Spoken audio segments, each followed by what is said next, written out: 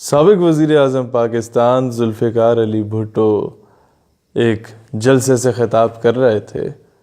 اتنے میں انہوں نے پیچھے رخ کر کے دیکھا تو کرسی پر اسٹیج پر براجمان تھے ان کے بیٹے مرتضیٰ بھٹو.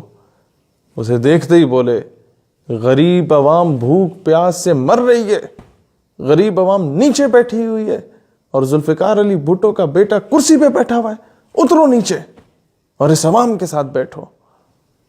شام کو اس وقت تو مجمع لوٹا گیا, بھٹو کی بلے بلے ہو گئی. کل بھی بھٹو زندہ تھا, آج بھی بھٹو زندہ ہے, کل بھی بھٹو زندہ رہے گا, ہوتا گیا.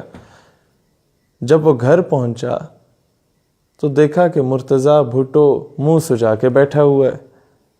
اسے دیکھ کے مسکراتا ہے اور کہتا ہے, بیٹا کوئی بات نہیں.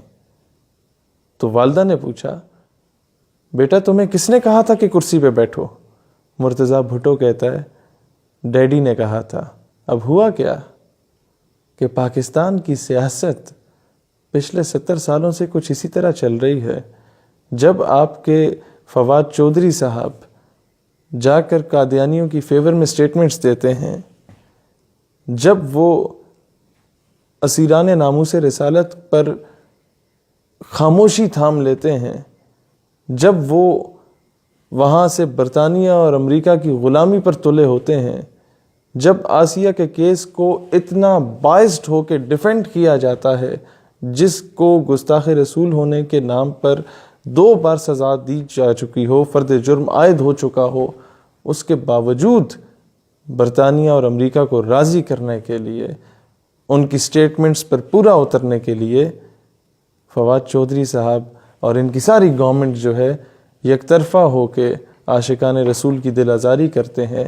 ایسے میں ایک شوشہ چھوڑ دیا جاتا ہے کہ برطانیہ ہمارا کوہ نور جو ہے اس کا ہیرا واپس کرے, اور پھر پوری قوم بھولی بھالی ہے, وہ کہتی ہے بلے بلے فواد چودھری صاحب, آپ نے مجمع, آپ نے جلسہ لوٹ لیا.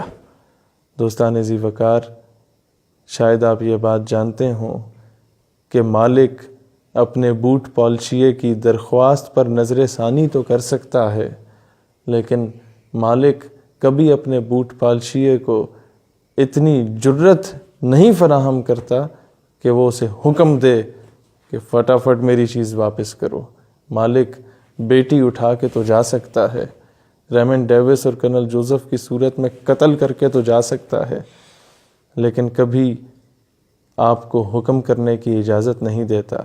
لہٰذا ان نام نہاد سیاستدانوں کی باتوں سے, ان کی باتوں میں آنے سے گریز کریں. پاکستان پائندہ باد.